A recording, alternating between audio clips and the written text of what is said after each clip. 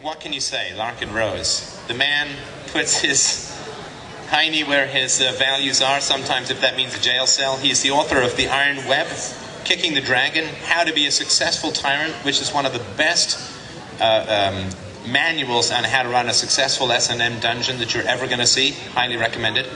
And The Most Dangerous Superstition. He is an adherent of the 861 argument, and he was sentenced to 15, count him, 15 months in prison, for willful failure to file income tax returns in 5 years, in which the government alleged he earned approximately $500,000 in income, mostly from his S&M dungeon.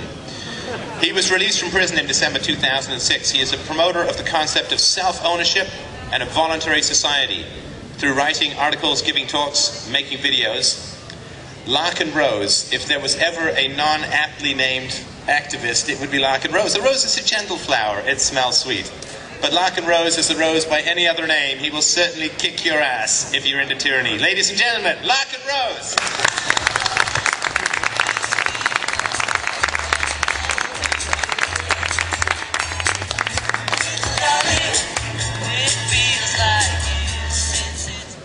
Greetings, Libertopia.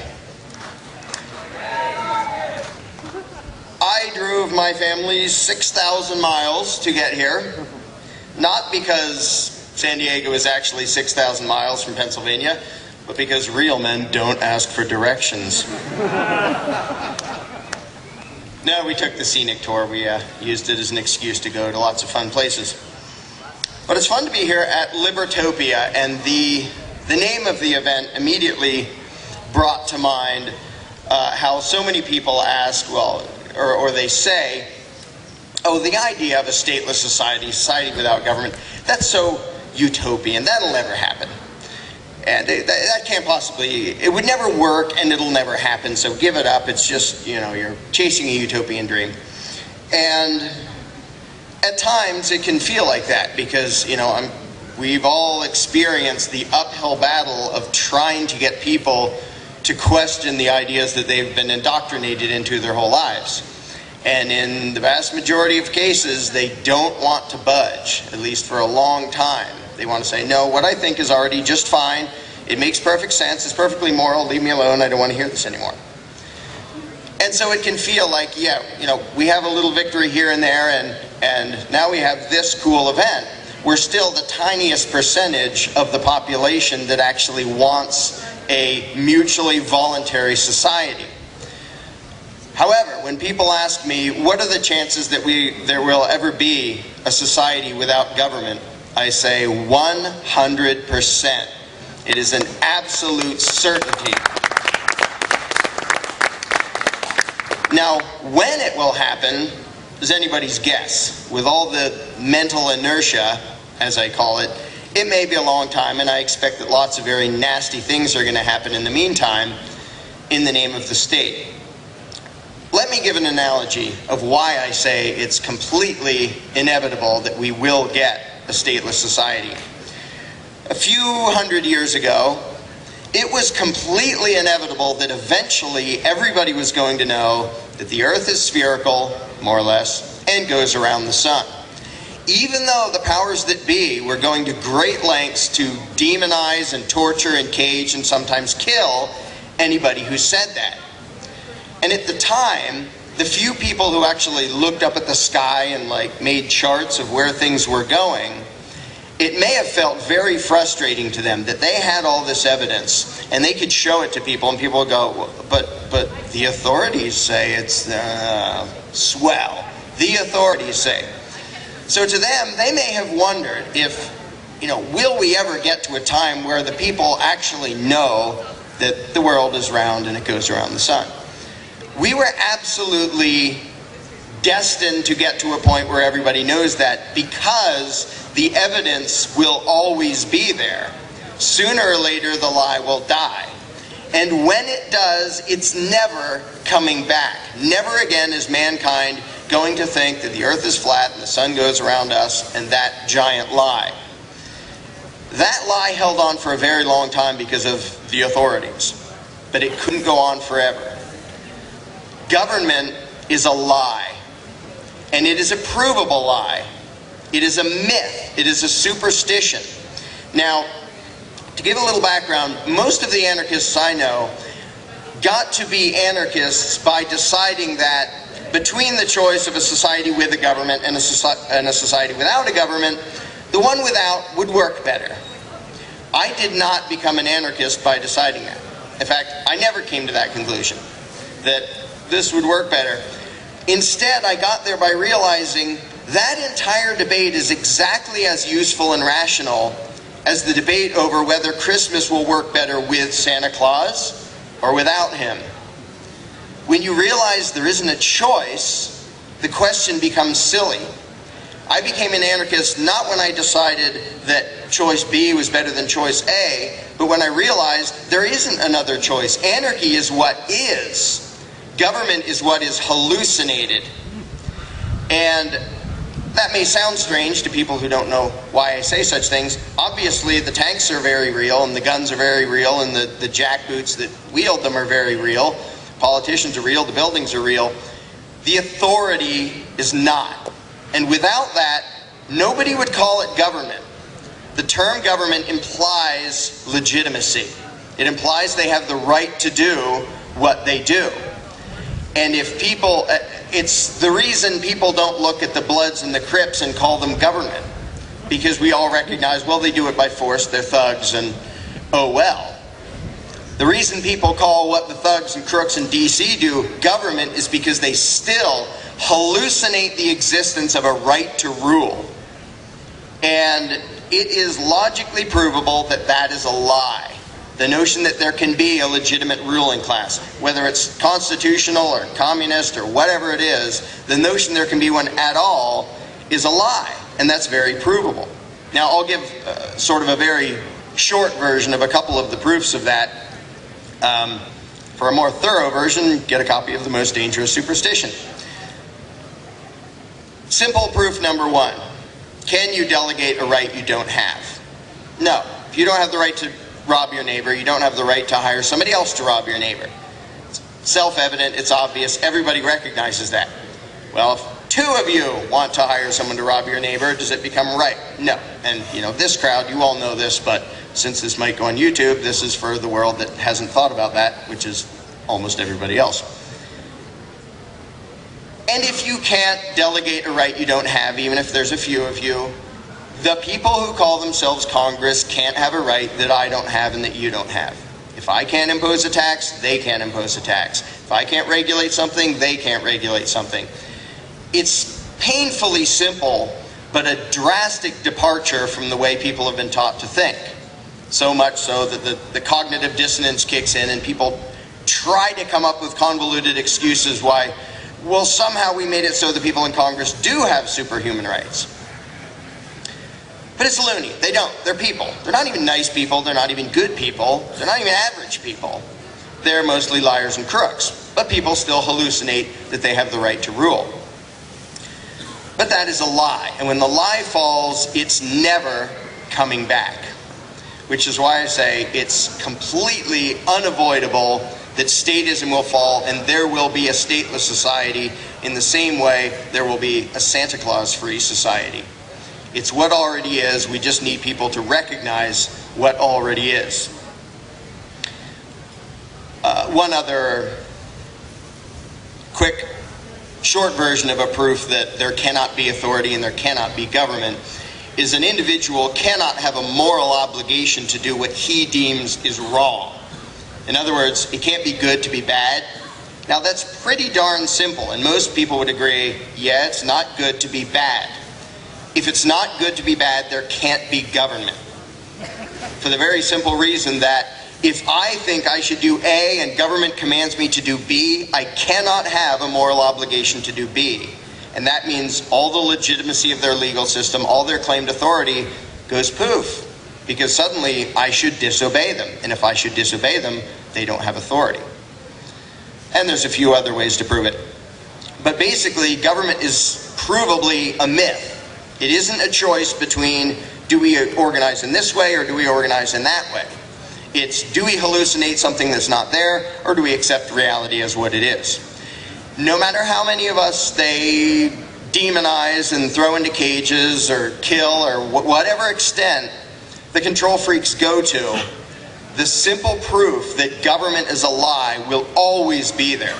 So that truth will, sooner or later, outlast the lie. And just like the lie of the shape of the earth and how the sun and the earth and all that works, just as that failed and will never come back, the lie of government will fail and it will never come back. In light of that, I'd like to sort of pass on a message to a few different groups of people. The first would be law enforcers. The people who are out there violently imposing the will of politicians because they really and truly believe the politicians have the right to rule us, and they really and truly believe that disobedience is a sin. To those people, I would say this: there is going to come a day when humanity looks back at right now the way we look back at Nazi Germany.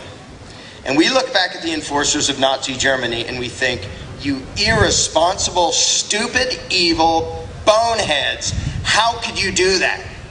Now at the time, they were the righteous law enforcers. They were making law and order.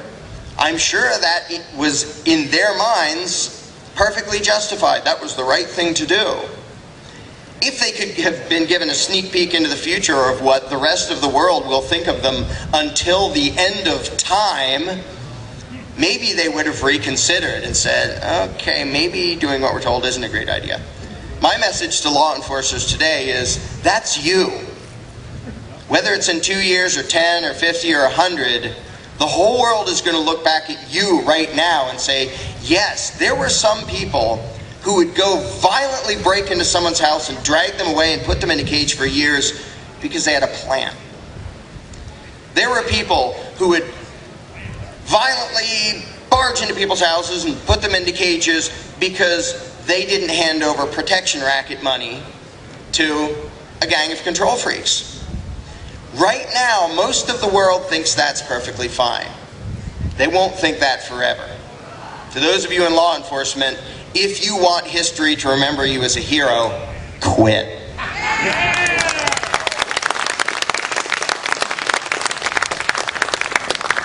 Those who know the story of the White Rose, the group in Nazi Germany that spoke out against Hitler and his regime and were eventually decapitated, we now look back at them and go, way to be brave, way to do the right thing, and we look back at the people who punished them and hurt them as stupid, evil, mindless, nasty people. They were criminals. The White Rose was a bunch of criminals because the law said you don't criticize the regime. They were also the good guys. And if you look in history over and over and over again, you will see that the law-abiding taxpayers were the enablers of evil, and the criminals were the ones pushing humanity forward. So those of you in law enforcement, you might want to keep that in mind, that you will not be remembered as great, brave heroes. You will be remembered as what you are, unthinking thugs.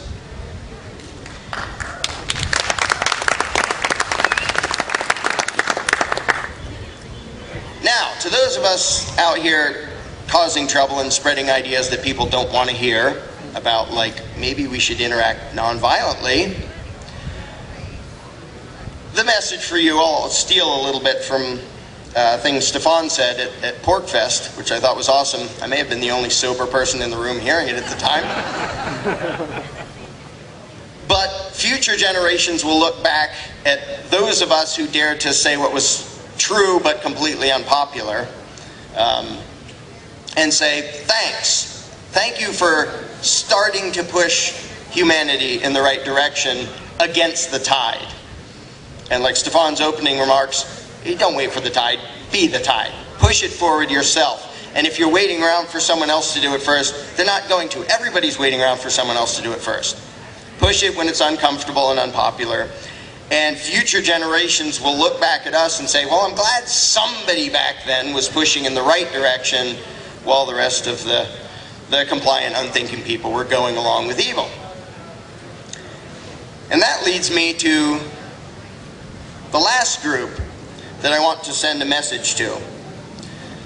Again, statism is going to fall. We are going to have a stateless society. There's going to be a time when everybody recognizes as painfully obvious, as completely self-evident, that no human being can have the right to rule another human being.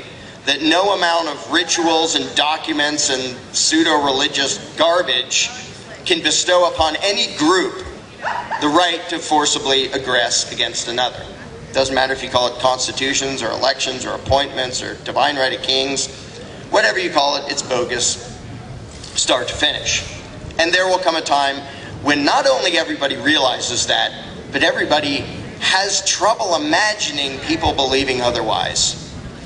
And my wife and I are lucky enough to get a brief little glimpse of that from our daughter, who was never raised to believe in authority.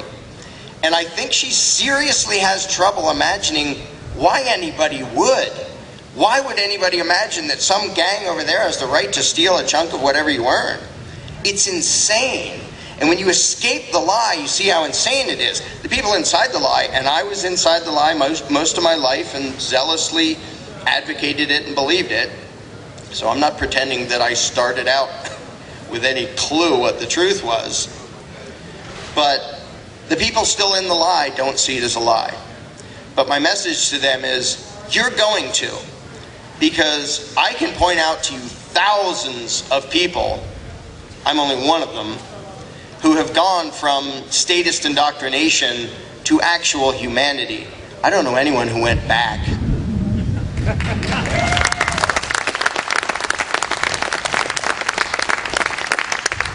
It's a one-way street, and it may be very slow to get a majority there, or to get everybody there, but it's a one-way street. It only goes towards enlightened understanding of reality. It only goes away from the lie. Now, the group may be small and it may grow very slowly, but there is no amount of violence that will stop it. Even if, look up for bombers, even if something were to fall out of the sky and blow this place to smithereens and kill us all, it would come up again, because humanity is that way. The struggle for freedom and actual civilization, it keeps showing up throughout history. It shows up as criminals and malcontents who don't want to go with the flow and don't want to play by the rules. And thank goodness for them. But my message to the rest of the world, not the law enforcers, not the people here, everybody else, about 6 billion of them, is this. There will come a day when the things you don't want to think about because they're uncomfortable and they're unpopular and you'd rather just say, no, I'm just going to live my life and not make waves. Everybody's going to know them. Everybody is going to know them. And they're going to look back at today and look back at all the people who didn't want to hear it, who didn't want to think about it, who just, well, I'm going to vote. I vote, so I do my civic responsibility and I don't really want to hear anything else. And they're going to say, holy smokes, what a sad reflection on humanity that such a basic concept of don't aggress against your neighbor was accepted by this tiny percentage of the population, and everybody else thought it was perfectly fine. And in the future, whether it's your children or their children or however many generations down, if you're still alive when the truth becomes popular and your kids or their kids, your grandkids, whatever, comes to you and say, yeah, you lived through that time where they worshiped this mythical thing called government, right? Yeah. And what did you do about it? I voted. To all you people out there, do you think that that's going to make future generations happy about what you are doing and advocating right now? Do you think that going with the flow, look back at history to answer this question. Do you think that going with the flow absolves you of responsibility for what you believe, what you do, what you advocate today? Because it doesn't. If everyone around you advocates evil, the right thing to do is go against everyone around you. It's not to go with the flow. And there will come a time where everybody knows everybody knows that government is a lie. Right now, it's a very small percentage of people that know that. There will be a day when everybody knows that, and they will look back at the people who wouldn't accept it, who wouldn't think about it, but who went along with the game called politics as completely duped, ignorant. They will view them the way we would view a tribe that still throws people into a volcano to offer sacrifices to their god. That is as rational as the belief in government is. And the fact that right now there's only a few people in the tribe saying, maybe the volcano is just a geological thing and it isn't a god at all and we shouldn't be throwing people into it. It's a tiny percentage right now. Eventually it'll be everybody.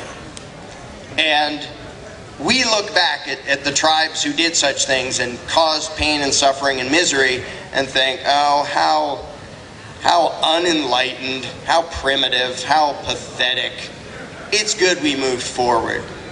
Well, we still have a lot of moving forward to do, and we will do that moving forward one way or another.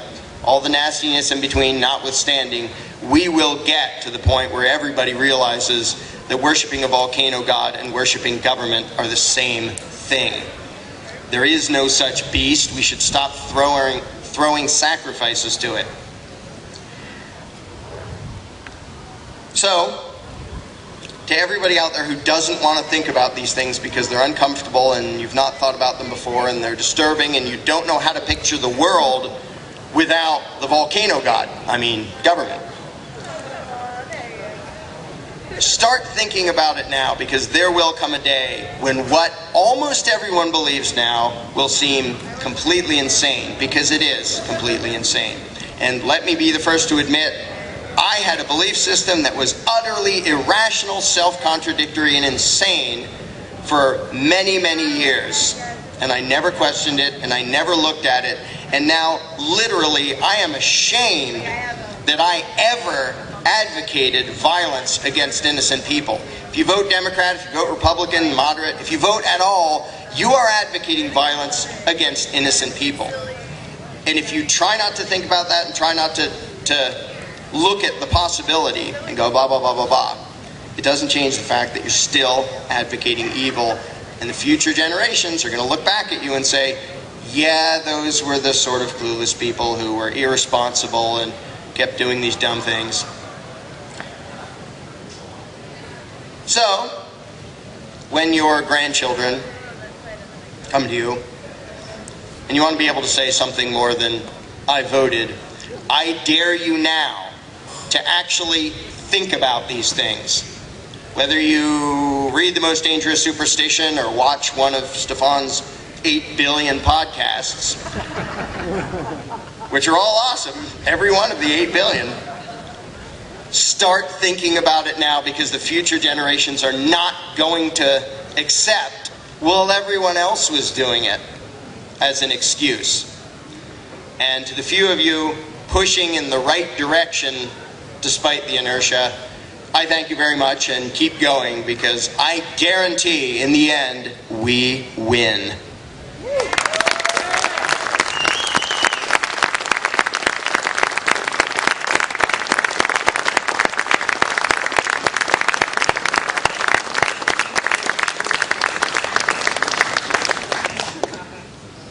Now, I was way short on my time on purpose. This isn't on the schedule, but I want to know if there's anybody out there who still believes in state, whether constitutional, who would dare to come up and answer a few simple questions. I will. Oh, not Mark Stevens, you anarchist extremist. Anybody? And I know it's sort of on the spot and scary. I'll come up. Okay. Go ahead, Sean. Woohoo!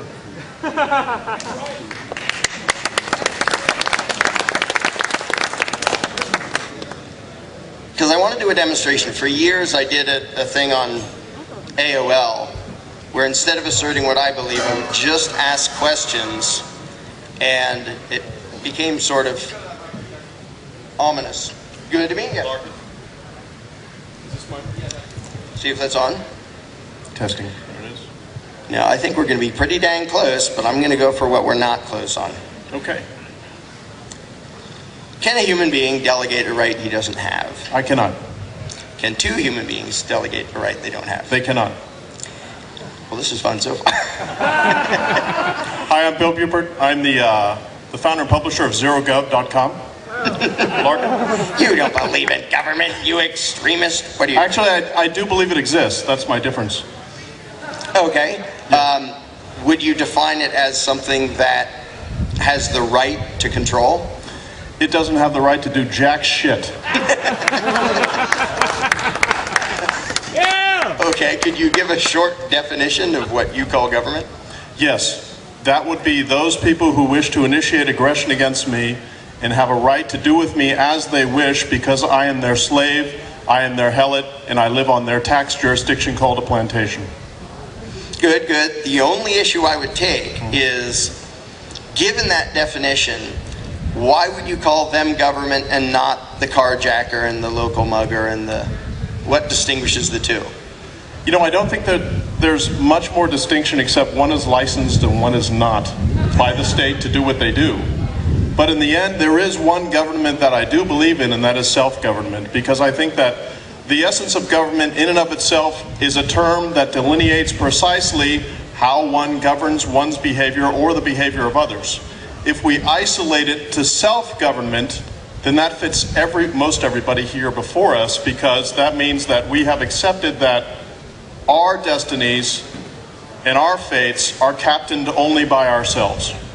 Okay, I would agree with that, except I tend to refrain from using the I'm here for a contradiction. term government.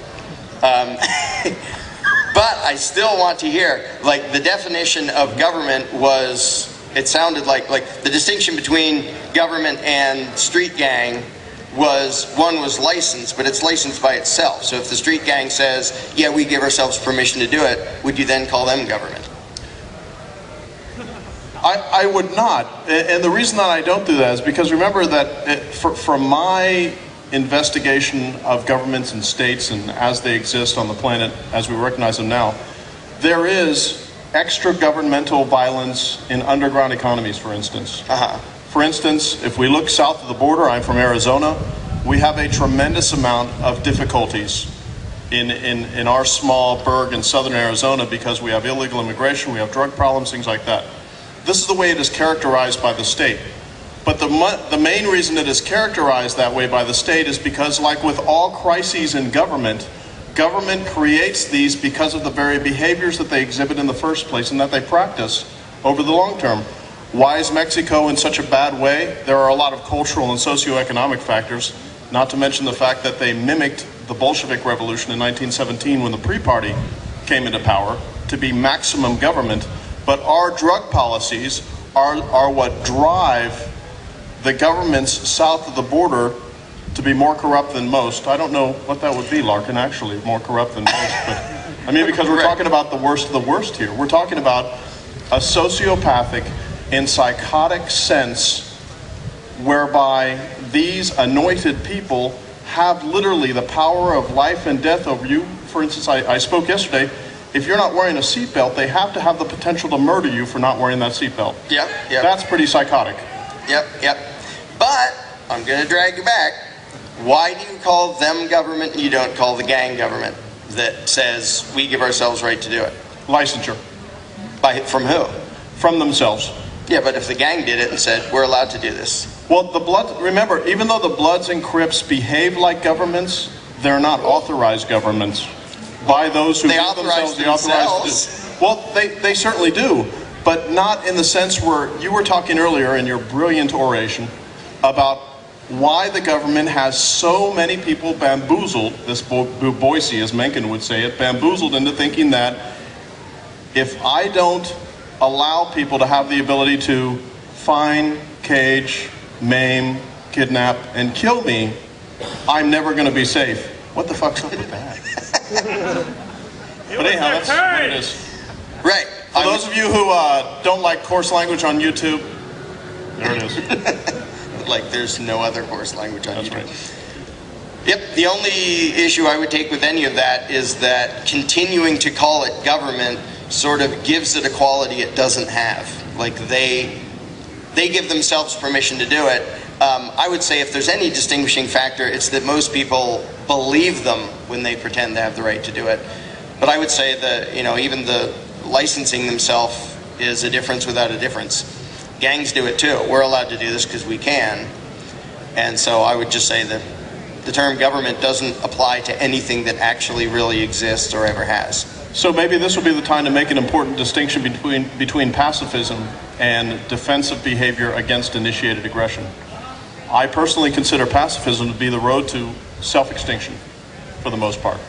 If you don't respond to violence that is aggressed against you, eventually you and or your tribe that is extra-national, extra-governmental, extra-statist, where you don't want to comply with anything they do, they may find a means to hunt you down and eliminate you from the food chain entirely. Yeah, I completely agree with that. Because when people say, you know, I'm going to be passive, I'm going to resist passively because I don't want violence. Well, as soon as the state enters in, there already is violence. The question is, will it be unilateral violence or will it be responded to with defensive violence? And while I understand and I know a bunch of people who are pacifists, I think in a way it actually conveys legitimacy to what they're doing to sit there and let them beat the tar out of you or drag you away and put you in a cage. Even if it's to make a statement, even if the rest of the world looks at it and says, yeah, the thugs are really bad, that it actually, to pretend, basically to treat them in any way that you wouldn't treat the gang who come, like nobody would say, I'm going to passively resist the Bloods and Crips to make a statement. If they had a gun, they'd shoot back. And to act any other way actually conveys legitimacy to your attackers. Which again is why I don't think there is any real distinction between what is called government and any other gang of thugs and thieves. So in essence what you're saying is that any mechanism can be a statist mechanism that initiates aggression through force or fraud. Yeah, okay. It can be legal or illegal, and I think being legal or illegal means absolutely nothing. It's terms that thieves use to try to trick their victims into thinking they should put up with it. Because there's no confluence between illegality and immorality necessarily. Right. Because of malum prohibitum laws. Yeah, so to me something being legal or illegal means absolutely nothing in any context. This is a sneaky way for us to get together on the stage so I can rehearse and practice with Larken, because at 2 o'clock he and I are both going to be up here, I guess, just pontificating. What are we doing? Or we're going to be doing Mark Stevens' show. Mark's making us do it. I don't think it's for Stop oppressing us, Mark. Hey, we should overthrow him. Well, thanks for coming up. And it's been fun. And I think now it's time for me to wrap up.